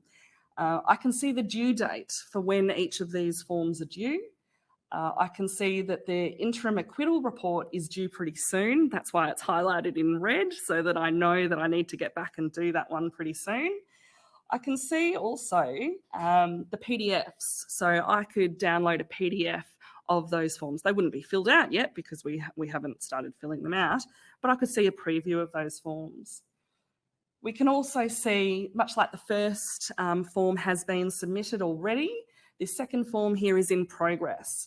I can see that it was last updated by me, actually. So I logged in on the 17th of March. I logged into that form. I must have put some information in, and then I've saved the form but not yet submitted it. And then we can see these bottom two forms here, we haven't touched them yet. They're not yet started. All right. Now, I showed you before how we could archive an application, and that's a really useful thing if you're wanting to tidy up your screen a bit. What you're also able to do is actually delete applications, only when they're in progress though. Once they've been submitted, you're not able to delete it. So I just had a chat with Anna before, and she's applying for some grants, which is fantastic. We need some money. And I can see here, there's 3 applications that actually look quite similar. There's community gardens for all, community gardens, and community gardens again. I'm not quite sure what happened there, but Anna felt the need to apply 3 times. But I've chatted with her and understood what's happened. She's accidentally created a few applications. Now, have we ever seen this before? Grantees accidentally creating multiple applications? We might have seen that before, and it gets frustrating. But now we can do something about it.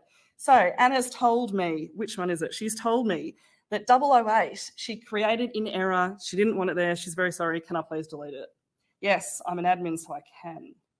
So I've come in here, press delete, delete, and that's now gone when I move my mouse. I did say this was in beta. Oh, there we go. It worked. Okay. All right. So that application is now gone. Hooray. We're tidying things up. All right. Now, she's also told me, she forgot to tell me earlier, that she's actually going away. Lucky thing. And this one here, 007, she thought she'd press submit on it, but forgot. So that's okay. I can submit it on her behalf. So what I'm able to do is go into the application here. And then you might have noticed this is in blue because it's a hyperlink. So I'm going to click on that. And the interwebs are going to think for a second. And look at that. It's taken me straight to the SmartyGrants form. So this is something you've certainly all seen before. So I can quickly scroll through and have a look. Has she filled everything out? Page 1 looks good. Page 2, I'm happy with that she's asked for $10,000. That's excellent. On to page 3, that looks great. I'm going to press review and submit because I'm very happy with what she's done. Excellent, and I'm going to press submit. So that application is now submitted.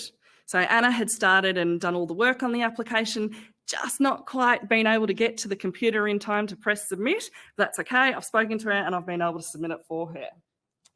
So if I come back to my submissions, it's telling me now that this form has been submitted. Excellent, Anna will be pleased. All right. Now, she's also in the same conversation, and it also told me that she's actually going to be away for a little while. So there was another grant that she was working on, but she needs a bit more to be filled out on the form. But that's okay. What we can do is share this application. So it was the rebuilding our office space. I'm just going to find that one. Here it is here. All right. So again, I'm going to click on this hamburger. I'm going to say, right, I need to share this application with another grant writing legend I have who's going to help fill this out. So we go to share. Now, I want to find, I'm able to filter which users. If I had an organisation with hundreds of users, being able to filter them here will be really useful. I've only got 4 users, but I'm going to filter anyway. I want to find someone who can contribute or author an application. So I've turned those on. Here we go. Georgie, excellent. She's going to be fantastic. She's going to help me out. So I've added Georgie in. and I'm going to say, please check page 3. That was the page that I think hadn't quite been filled out yet. Now, I'm going to set an expiry for this because Georgie's just jumping in and helping me really quickly with this. She doesn't want it sitting on her screen forever. So I'm going to set that next Friday, this will no longer be shared with her as of next Friday, and it'll disappear from her lists next Friday. So I'm going to share that with her. So now we'll see that there is this great little people icon that has turned up just next to the application. So that tells me that this application has been shared with someone. So at any point in time, I can go back in here and look at the share, and that tells me who it's shared with. If I want to add another person onto the share, I can do that. If I want to change the message or change the expiry date, I can do all that and save that. So that now means that when Georgie logs in, she will be able to see that application in her list. She'll see the message that I've sent to her saying, please check page 3, and she'll be able to jump in, have a go at that, and then let me know once it's ready to be submitted. All right. Another thing that we can actually do is, Anna, on the same phone call, Anna was telling me that there's this one application that it's proving difficult, and she'd like to hand it back over to me so she can enjoy her holiday. Fair enough. Okay, so what we can do is come over to this one, extend outdoor dining. That's the one that she wants to hand back to me. So I'm going to click the hamburger and press change user. I can select which user I want to change it to. So I'm going to change it to me because I'll do it. That's okay. And there we go. We can now see that the owner for this application is now me. So this is a particularly useful feature for if someone's going away or if someone's left the organisation and you need to reassign those applications over to somebody else to take them forward. Okay, so in a nutshell, that is what we've built so far. I did say, and I'll say again, it's in beta. We are hoping to release something to the public a little later this year with the functionality that you've seen here. But I've also, as I also said, this is very much just the tip of the iceberg. We see SmartyFile becoming a huge, wonderful, incredibly helpful application for grant seekers. And we have a very long list of the next things that we want to build. Would love to hear from you. Please get in touch and let us know what you think your grant seekers are calling out for most. And we use that information to try to prioritise which bits we're building next. But I can tell you the next bits that we are building, what you've seen here is all the applications that I have with one particular funder. And this is looking at the My Submissions page in SmartyGrants. What we're building next is a page much similar to this, but over in SmartyFile, which shows you all your applications with multiple funders. So if I'm with a play group and I've applied with a number of different grant makers, a number of funders, you'll be able to see all your applications across all of those funders in the one place. So it's really great for not-for-profits and community groups to be able to manage and see all their grants in the one spot. So that's one of the next things we're working on. Also, one of the next things we're working on, which I know some of you will be very pleased about, is the ability to have information stored on that organisation profile. And when you start creating or filling out a SmartyGrants application, for it to automatically populate some of that profile or some of that organisation contact information over into the SmartyGrants form. No grant seeker likes typing out their address 1,500 times. So having the ability for that information to go from their SmartyFile straight over into the SmartyGrants form in an automatic way will certainly make applying for grants a whole lot easier for lots of people. So there's some of the things that we're working on next. There's a whole lot more than that. I could stand here and list many, many things that we're wanting to build, but it's a good solid start for us, and we're really hoping to get this to you out into the wild, so to speak, a bit later in the year. All right, so with that, I'm going to hand back to Jodie. Thanks, Jess, and the rest of the panel. there's a lot of chatter coming through, which is fantastic, and just encourage you all to keep asking those questions. We'll try and get to as many as we can. There's just another poll coming up, so head over to that one. Out of the upcoming features which we've discussed today, which are you most excited about?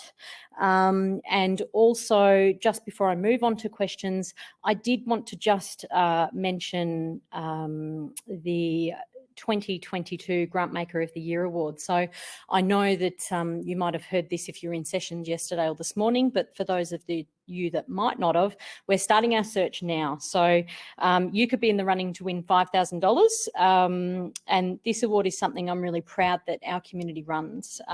We need to give good grant makers more clout. We want them to have more status, and we need professional grant makers to have a voice that can't be ignored. So the award's designed to unearth those grant makers who are leading and pushing forward the field of grant making, and we want to identify the people who can lead the way and reward their innovations. So we want to hear your voice and your ideas on how to get professional grant making to the next level. So as I mentioned, the winner receives $5,000 to spend on personal development, and we're giving you a lot of time to put an application forth. So you have till February next year, but you certainly shouldn't wait till then to apply. So that's lots of time to put thought into your applications, and to learn more. You can head to the link that'll be coming up in the chat. Okay, so lots of questions. Sarah, there is much love for your BI guide. So there was lots of questions about that, and mainly how to get a copy, but you've mentioned it a few times now. We will also put a link into the Smarty News information. And Kath, you'll be happy to know that 77% of people in your question as to who's interested in using SmartyGrants to track their outcomes said yes. So that's good news as well.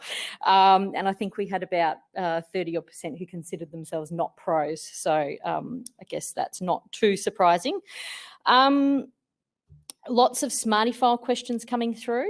One, I'll just quickly go back to Power BI, Sarah, and one of the questions from one of the users, from Marie Wheatland, is can they test the Power BI function before they actually want to use the function? Yeah, so you can certainly test with sort of no input from us, the first approach. So going in, running a scheduled report, everything happens on your end, so you can test that out. You would need to have the appropriate sort of Microsoft 365 or Power BI license. That's not something that's in our control, but if you do have that, you can test that out. In terms of the APIs, yeah, get in touch with us. I may have been giving sneaky API access to a few people to try that out. I don't think we're particularly adverse to having people sort of try that out, see if they can do the connection, and then decide whether they want to enable that ongoing. Maybe I've spoken out of turn, but get in touch with me and I think that should be fine. Great. So as I mentioned, lots of SmartyFile questions coming through, which I'll get to in a moment. I might save those ones up, I think. The other one was, is SmartyGrants utilised much overseas? And I think I can answer that one. Yes, it is. We've got many funders who run international rounds through SmartyGrants. So we have applicants applying from all over the world.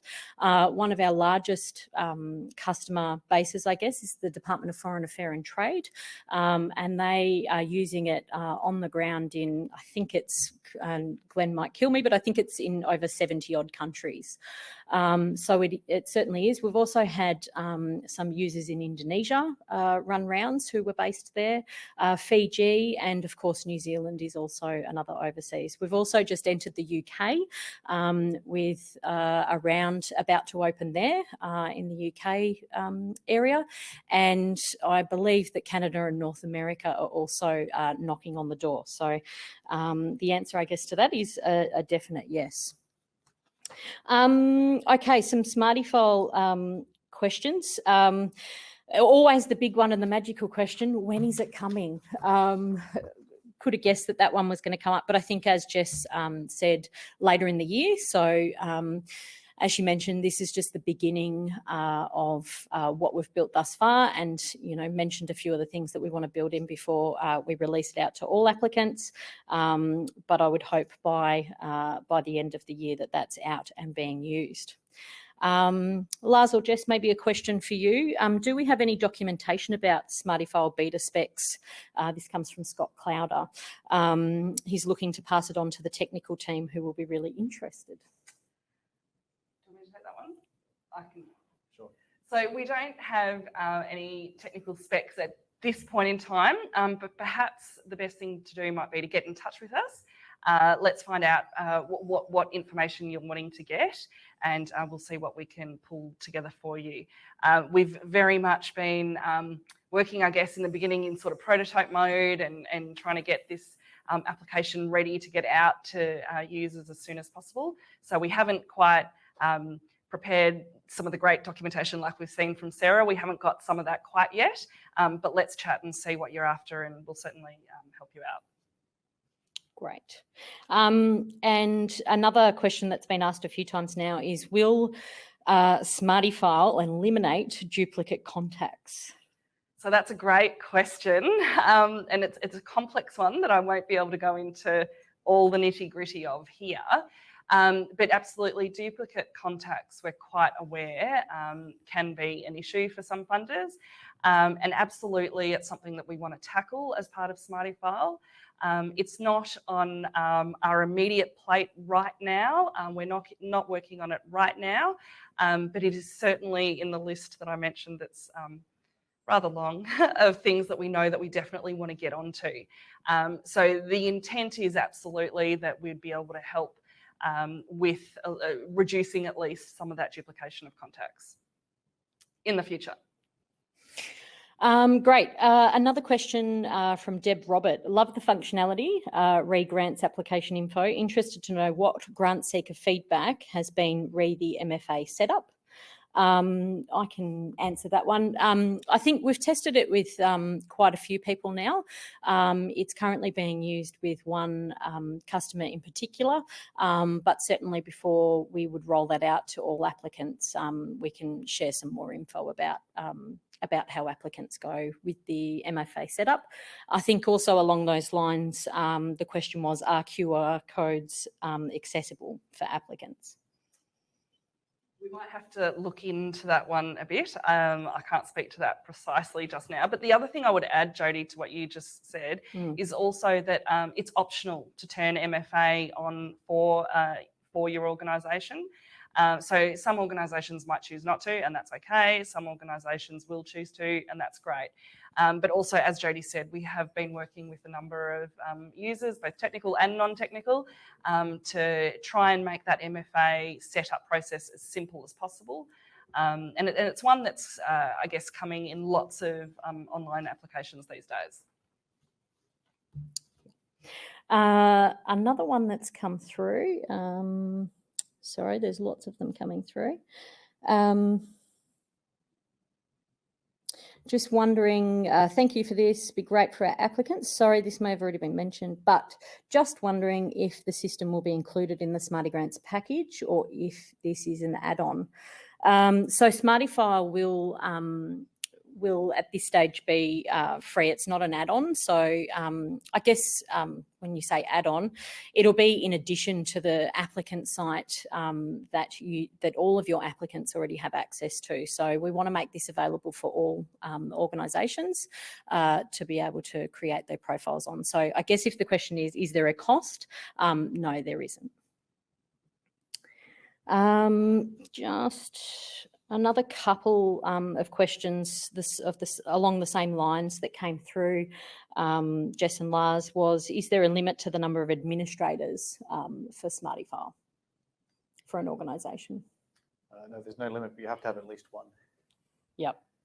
Okay, great. You can make everyone admins if you would like. I guess the concern was around if an administrator leaves, how's someone else going to manage the organisation and the access levels and so forth. So the answer is there will be multiple people there that can do that.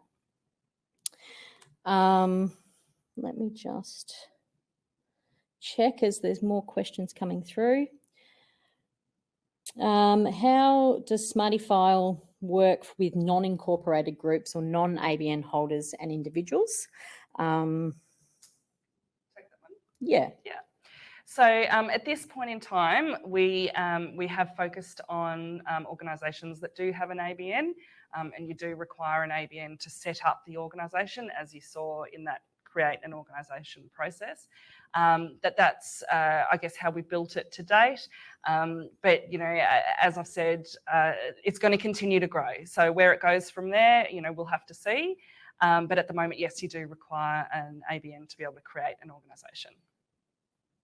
Okay. Has or is there any progress on making the applicant portal mobile friendly? Mobile small screen devices are a growing trend and most likely the first device people use to view an application form. Fantastic question. One that I'm certainly very keen on. It's a fantastic feature to be able to use our mobile phones to do all these things that we couldn't in years gone by. So yes, absolutely. The technology is there. It's underlying the ability to make it able to be seen on different screen sizes. As I've mentioned, you know, we've kind of been building in prototype mode, so we haven't necessarily done all of that work now to make sure that it's viewable on other devices, on mobile devices, beautifully. But certainly the backbone is there for us to continue that work as we go, for sure. It's certainly something that we want to make sure that people are able to see and use and interact with the app really well on mobile devices, for sure. Great. We're still getting questions come through. If anyone has any questions that aren't SmartyFile, please make sure that you send those through as well. I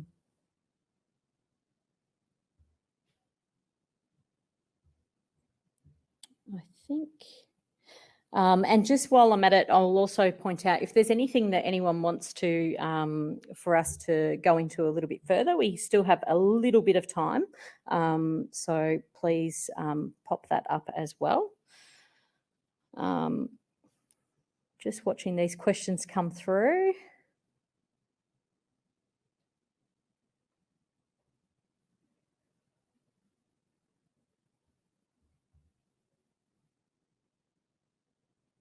Okay, I think that's it. I think I've gotten to all the questions. Team, please shout out in here if I haven't gotten to them.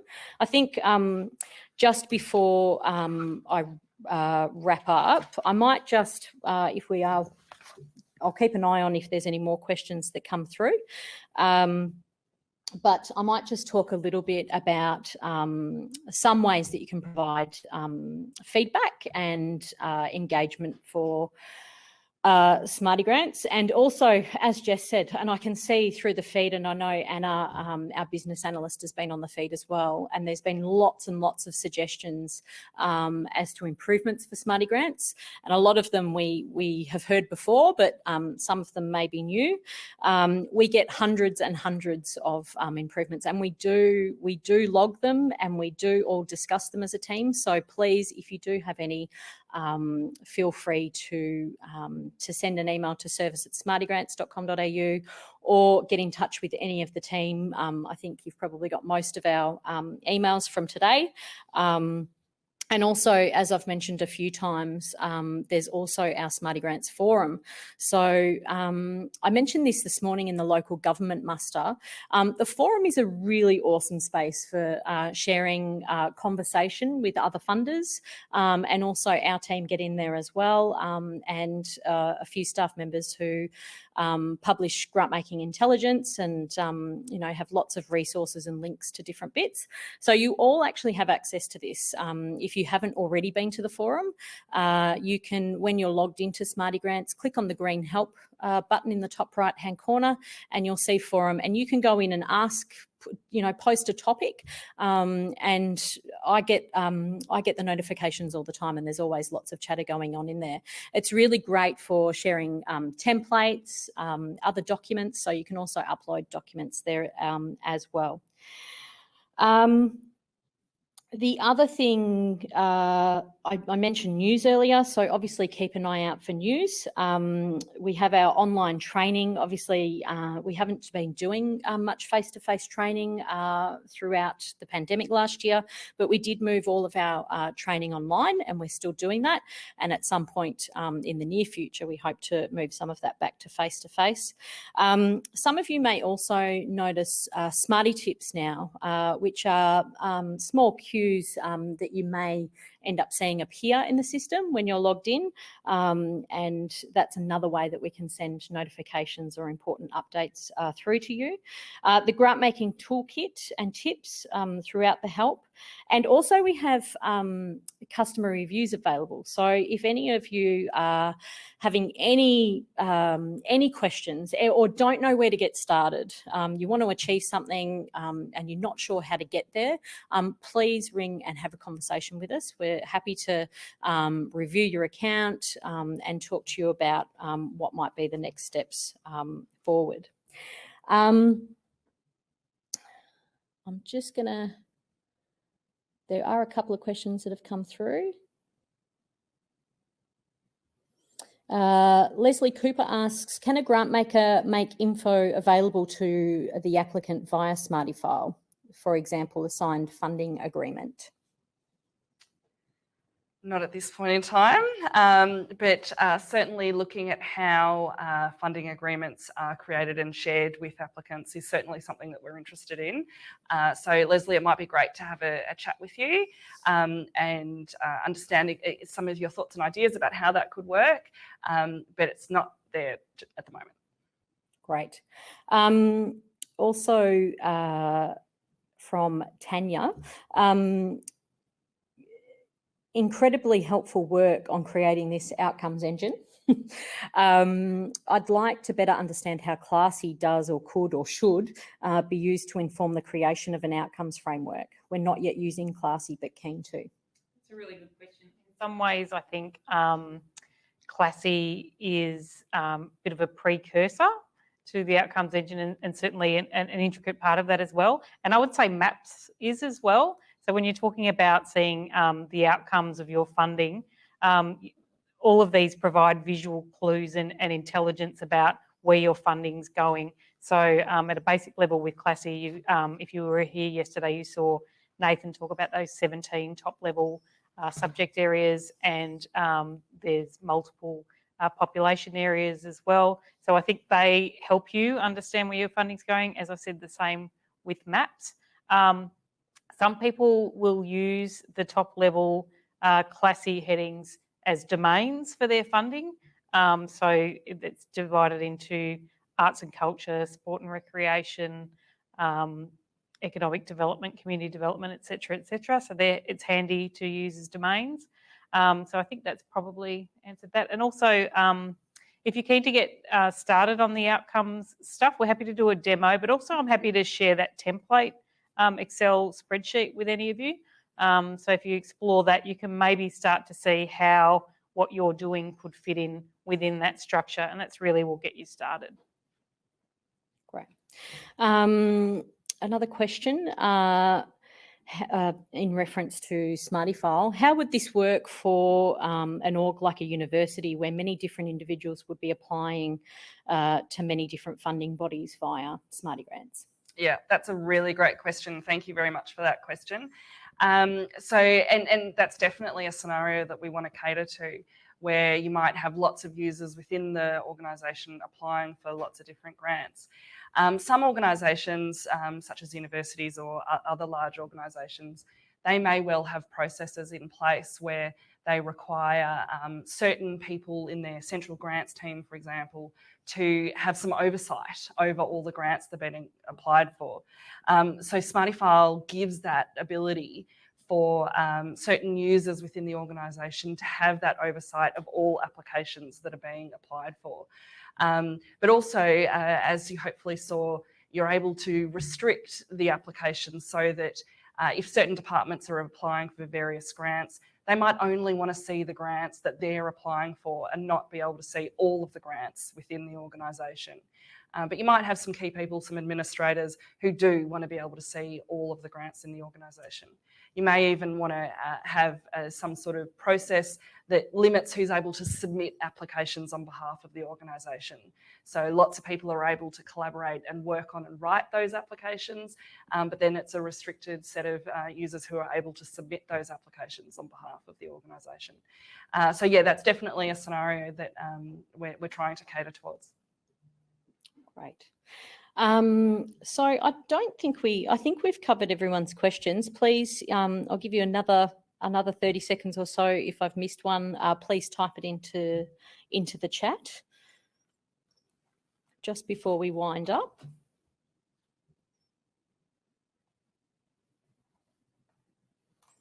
Okay, I think I might wrap it up. Obviously, as you know, if you've got any questions at all post today, please feel free to contact the team and ask any questions.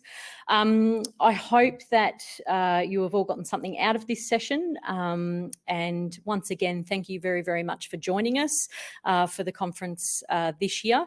And we look forward to being able to get out face-to-face soon and see you in a muster face-to-face somewhere around the country sometime soon. So thank you all very much for joining us.